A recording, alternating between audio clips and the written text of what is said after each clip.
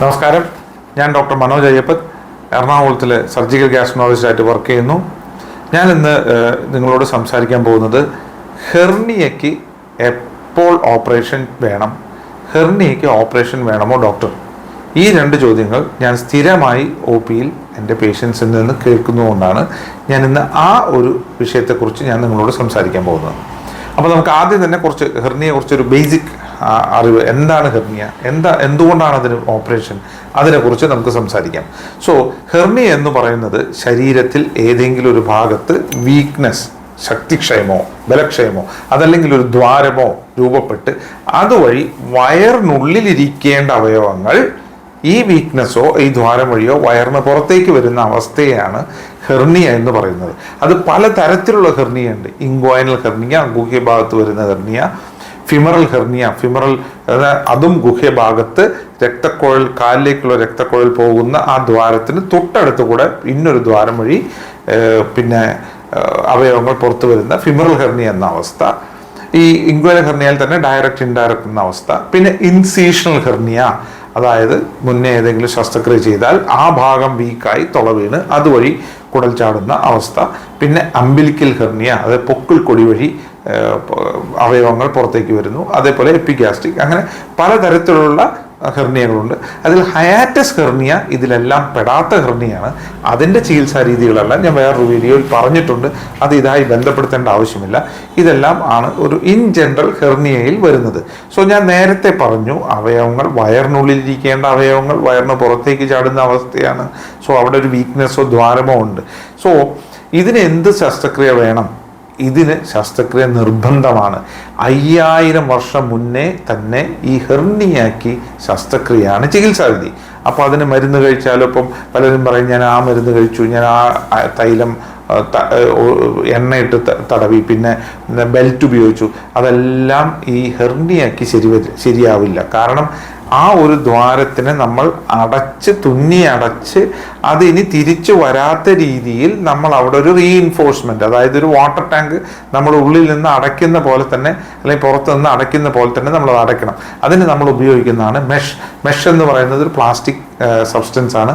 അത് പോളിപ്രൊപ്പിലിൻ എന്ന് പറയുന്ന പ്ലാസ്റ്റിക് ആണ് നമ്മൾ ഉപയോഗിക്കുന്നത്. ഈ കൊതുക് വല, അതല്ലെങ്കിൽ ഈ ഫിഷ് നെറ്റ്, നമ്മൾ മത്സ്യം പിടിക്കാൻ ഉപയോഗിക്കുന്ന നെറ്റ്, അതിൻ്റെ തന്നെ ഒരു വകഭേദം, ചെറിയ ചെറിയ ദ്വാരങ്ങൾ വഴി മാത്രമേ ഉള്ളൂ. അതാണ് മെഷ് എന്ന് പറയുന്നത്. സോ അത് പല തരത്തിലുള്ള മെഷുകളുണ്ട്.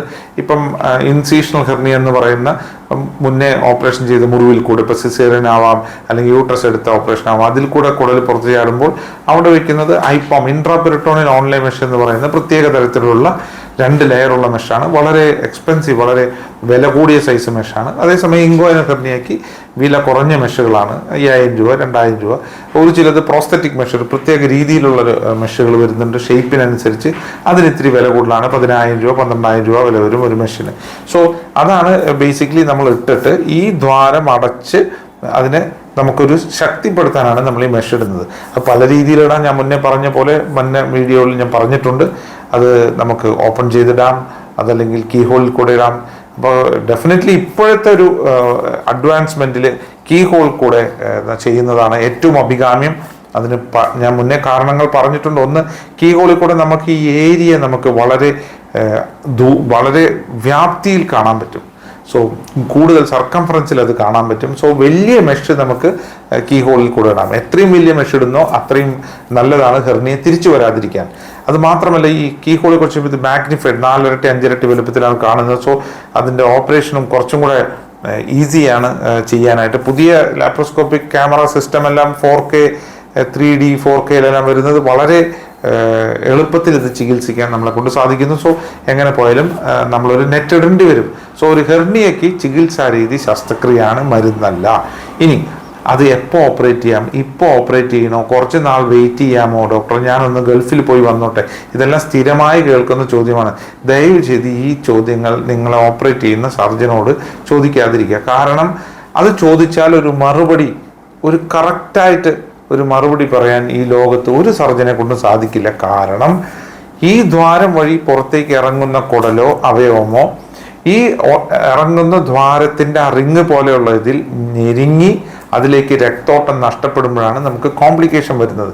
അത് ഏത് സമയത്ത് വരുമെന്ന് പ്രിഡിക്റ്റ് ചെയ്യാനായിട്ട് ഒരു സർജനെ കൊണ്ടും സാധിക്കില്ല. അതിൻ്റെ ഒരു ഡേഞ്ചറസ് ആസ്പെക്ട് ഞാൻ പറഞ്ഞുതരാം. ഇപ്പോൾ ഫോർ എക്സാമ്പിൾ ഇവിടെ നിന്ന് ഇപ്പം പലരും ഇപ്പം ന്യൂസിലാൻഡ്, ഓസ്ട്രേലിയ, യൂറോപ്പിലേക്ക് എല്ലാം പോകുന്നുണ്ട്. അപ്പോൾ അവരെന്നോട് ചോദിക്കും ഇത് ഓപ്പറേറ്റ് ചെയ്തിട്ട് പോകണോ വേണ്ടിയോ? ഞാൻ എല്ലാവർക്കും കൊടുക്കുന്ന മറുപടി നിങ്ങൾ ദയവ് ചെയ്ത് ഓപ്പറേറ്റ് പോകുന്നതാണ് നല്ലത്.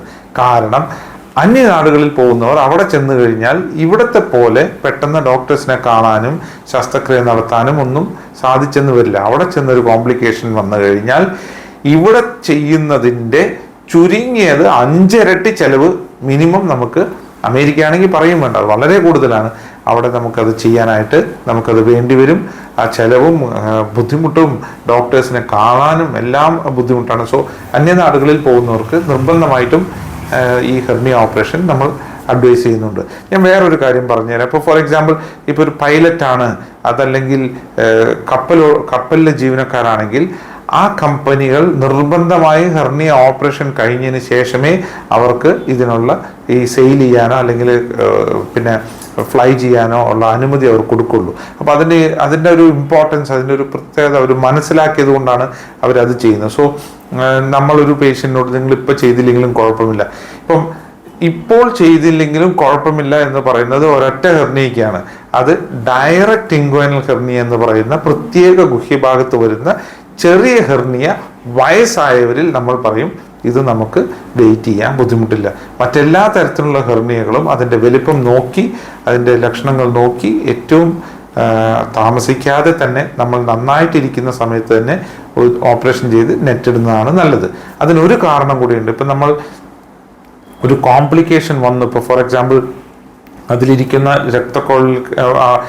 രക്തക്കുഴലെല്ലാം അമങ്ങി അതിലേക്ക് രക്തോട്ടം നഷ്ടപ്പെട്ടതിന് ശേഷം കുടൽ മുറിച്ചു മാറ്റേണ്ട അവസ്ഥയോ അല്ലെങ്കിൽ അതിലിറങ്ങിയ കൊഴുപ്പ് നശിച്ചു പോയി അത് കട്ട് ചെയ്ത് മാറ്റേണ്ട അവസ്ഥയോ വന്നാൽ ആ സെയിം സെറ്റിങ്ങിൽ നമുക്ക് ചിലപ്പോൾ നെറ്റിടാൻ പറ്റിയെന്ന് വരില്ല. അപ്പോൾ രോഗിക്ക് രണ്ടാമതും ഒരു ഓപ്പറേഷൻ വേണ്ടി വന്നേക്കാം. അപ്പോൾ 2 ചിലവാണ്. സോ അങ്ങനത്തെ കോംപ്ലിക്കേഷൻസ് ഒഴിവാക്കാനായിട്ട് ഹെർണിയ ഉള്ളവർ ദയവ് ചെയ്ത് അത് വെച്ച് താമസിപ്പിക്കരുത്. ഇപ്പോൾ കഴിഞ്ഞ ദിവസം ഞാൻ മിഡ് തൈ ഹെർണിയ എന്ന് പറയുന്ന ജയന്റ് ഇൻഗ്വൈനൽ ഹെർണിയ എന്ന് പറയുന്ന ഒരു വെറൈറ്റിയാണ് ഓപ്പറേറ്റ് ചെയ്തത്. അതായത് ഈ രോഗിക്ക് മുട്ടുകാൽ വരയ്ക്കും ഈ കുടലിറങ്ങിയിരുന്നു. അപ്പോൾ അങ്ങനെയുള്ള സിറ്റുവേഷനിൽ അത് ഓപ്പറേഷൻ ചെയ്ത് ഉള്ളിൽ വെക്കാൻ തന്നെ വലിയ ബുദ്ധിമുട്ടാണ്. പിന്നെ നമുക്കൊരു വലിയ മെഷ് ഇട്ട് കൊടുക്കാനും അങ്ങനത്തെ സിറ്റുവേഷനിൽ ബുദ്ധിമുട്ടാണ്. സോ അങ്ങനെ എല്ലാം സബ് ഓപ്റ്റിമൽ ഓപ്പറേഷൻ, അതായത് ഐഡിയലായിട്ട് നമുക്ക് ചെയ്യാൻ പറ്റാത്തൊരവസ്ഥയിൽ വെക്കുമ്പോൾ ഇത് തിരിച്ചു വരാനുള്ള സാധ്യതയും വളരെ കൂടുതലാണ്. സോ അങ്ങനെയുള്ളൊരു സിറ്റുവേഷനിലേക്ക് ഹെർണിയുള്ള രോഗികൾ പോവാതിരിക്കുകയായിരിക്കും അഭികാമ്യം. വീടിനടുത്തുള്ള ഒരു സർജനെ കാണിച്ച് ഇപ്പം കീ ഹോൾ ഇല്ലെങ്കിലും കൂടെ ഒരു ഓപ്പൺ സർജറിയിൽ അത് കറക്റ്റ് ചെയ്ത് ഒരു മെഷ് വെക്കുന്നതിൽ യാതൊരു തെറ്റുമില്ല. അത് ഇങ്ങനെ ഒരു ചോദ്യം സർജനോട് ചോദിക്കരുത്, ഇത് പ്രശ്നം വരുമോ, ഞാൻ ധൈര്യമായിട്ട് പോട്ടെ. ആ ചോദ്യത്തിന് മറുപടി ചിലപ്പോൾ കറക്റ്റായിട്ട് നിങ്ങൾക്ക് തരാൻ സാധിച്ചെന്ന് വരില്ല. അത് ആരെ കൊണ്ടും അങ്ങനെ ഒരു കോംപ്ലിക്കേഷൻ വരുമോ ഇല്ലയോ എന്ന് പറയാൻ സാധിക്കില്ല. സോ ഇതാണ് എനിക്ക് ഹെർണിയെ പറ്റി, അതിൻ്റെ ഓപ്പറേഷൻ ടൈം എപ്പോൾ നമ്മൾ ശസ്ത്രക്രിയ ചെയ്യണം എന്നതിനെ പറ്റി എനിക്ക് പറയാനുള്ളത്.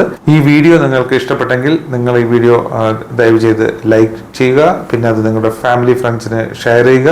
പിന്നെ ഞങ്ങളുടെ ചാനൽ ഒരു ഗ്യാസ്ട്രോ ചാനലാണ്. ഗ്യാസ്ട്രോ അസുഖങ്ങളെ പറ്റി മാത്രം ഞങ്ങൾ തുടങ്ങിയിട്ടുള്ള ചാനലാണ്. അതിനെപ്പറ്റി ഇനി വരുന്ന വീഡിയോകൾ നിങ്ങൾക്ക് എളുപ്പത്തിന് കിട്ടാനായിട്ട് നിങ്ങൾ ചാനൽ സബ്സ്ക്രൈബ് ചെയ്യുക. സോ ലൈക്ക് ചെയ്യുക, ഷെയർ ചെയ്യുക, സബ്സ്ക്രൈബ് ചെയ്യുക. നന്ദി, നമസ്കാരം.